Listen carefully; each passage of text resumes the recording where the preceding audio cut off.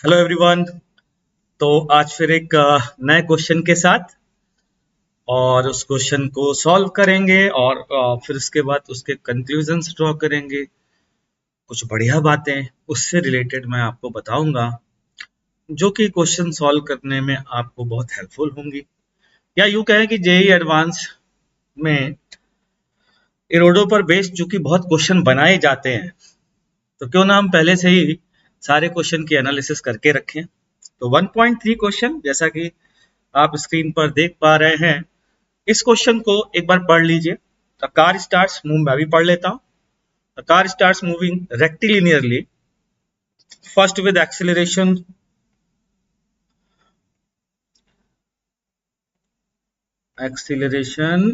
w। ठीक है। The initial velocity is equal to 0, then uniformly and finally decelerating at the same rate w comes to a stop. The total time of motion equals, तो इतना, the average velocity during that time is इतना. How long does the car move uniformly? तो पूछ रहे हैं कितनी देर के लिए कार यूनिफॉर्मली मूव करती है। तो सबसे पहले तो मैं इस क्वेश्चन को सॉल्व करूंगा और सॉल्व करने के बाद फिर हम ये देखेंगे कि इसमें से क्या क्या चीजें हम और निकाल सकते हैं, या मेरे दिमाग में इस क्वेश्चन को देख के जो बातें आती हैं वो मैं आपके साथ शेयर करने जा रहा हूं। तो सबसे पहले इसका सोल्यूशन। तो इसका सोल्यूशन देखने के लिए मैं तो सबसे बढ़िया मेथड जो मुझे लगता है वो ये लगता है कि क्यों ना सबसे पहले वेलोसिटी टाइम ग्राफ ड्रॉ कर दिया जाए, ताकि एक ही लुक में सारी पिक्चर क्लियर हो जाए। मतलब एक बार में ही सारी चीजें समझ में आ जाए, एक डायग्राम से ही सब कुछ सारे डाटा पता चल जाए। इसलिए ग्राफ से थोड़ा सा मुझे कंफर्टेबल हो जाता हूँ। तो पहले ये कांस्टेंट एक्सीलरेशन से चला, फिर उसके बाद कांस्टेंट वेलोसिटी से, और ध्यान रखिएगा सेम रिटार्डेशन से। बच्चों इसका मतलब ये है कि ये एंगल अगर थीटा है तो ये भी थीटा होगा, और टेन थीटा की वैल्यू जो है ना वो डब्लू के बराबर होगी। वो ये डब्लू सिंबल मैं वैसा नहीं बना पा रहा हूँ, मैं ऐसा बना रहा हूँ, बुक जैसा नहीं बना पा रहा हूँ, कोई बात नहीं। तो मान लेते हैं सबसे पहली चीज, तो आपको ये टोटल डिस्टेंस दी गई है, टोटल टाइम दिया गया है, सॉरी ये 0 है तो ये टाइम दिया गया है टाउ, और एवरेज वेलोसिटी दी गई है। बच्चों एवरेज वेलोसिटी दी गई का मतलब समझ रहे हैं आप क्या दिया गया है? अरे total distance upon total time equals to average velocity. That means आपको टोटल डिस्टेंस दी गई है और वो है एवरेज वेलोसिटी इनटू टाउ।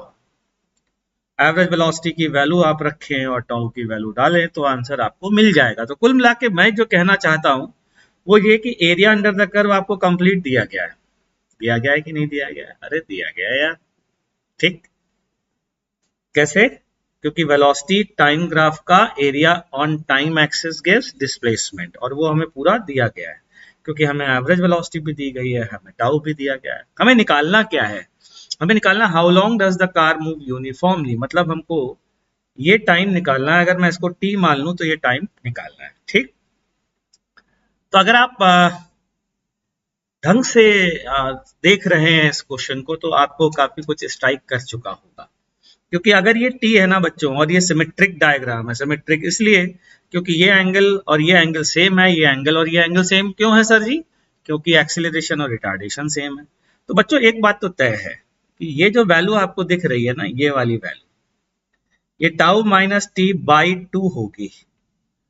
अरे टाउ माइनस टी हो गया बचा हुआ रिमेनिंग टाइम, और आधा आधा कर देंगे तो टाउ माइनस टी बाई 2 आ जाएगी। तो यहां से हम ये हाइट निकाल पाएंगे क्योंकि हमें थीटा पता है।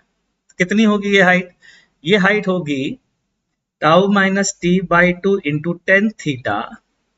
That means W into tau minus T by 2। ये आ गई। तो अगर आपको इस डायग्राम में ये हाइट पता है, दोनों लेंथ पता है, तो कुछ एरिया का फॉर्मूला पढ़ा है क्या?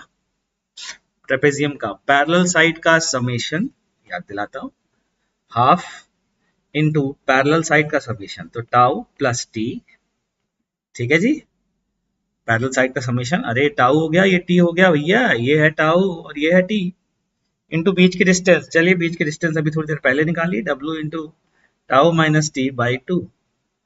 ये क्या है जी, ये टोटल डिस्टेंस है। टोटल डिस्टेंस कितनी दी है, एवरेज वेलोसिटी इंटू टाउ। खत्म, क्वेश्चन हो गया, बस इतना ही था। देख लेते हैं इसको, थोड़ा सा सॉल्व वॉल्व कर लेते हैं ताकि आपको भी अच्छा लगे कि हाँ भाई चलो सॉल्व किया सर ने। Tau square minus t square equals to 4 tau W v average.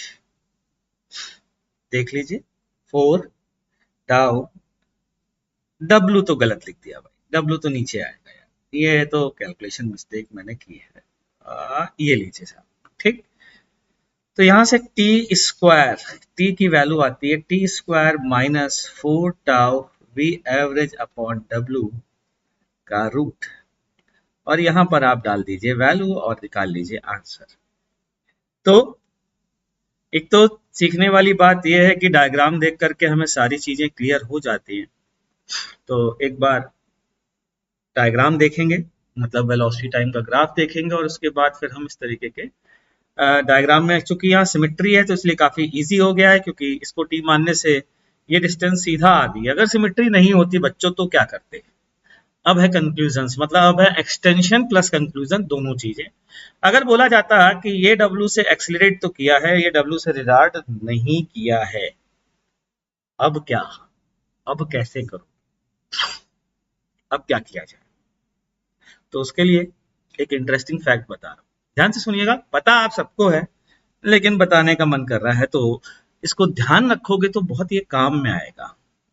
तो फैक्ट क्या बताने जा रहा हूं, 2 लाइन ड्रॉ करने के बाद, वो ये कि अगर कोई चीज रेस्ट से स्टार्ट कर रही है, A1 एक्सीलरेशन से मूव कर रही है, कुछ मैक्सिमम वेलोसिटी V0 तक पहुंचती है, फिर A2 रिटार्डेशन से शुरू होती है और रेस्ट पर आ जाती है, और ये V0 बीच में कितनी भी देर के लिए हो सकती है।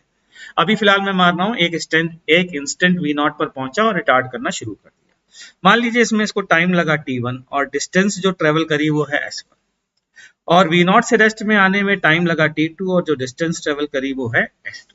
ये मान लेते हैं, ठीक है जी।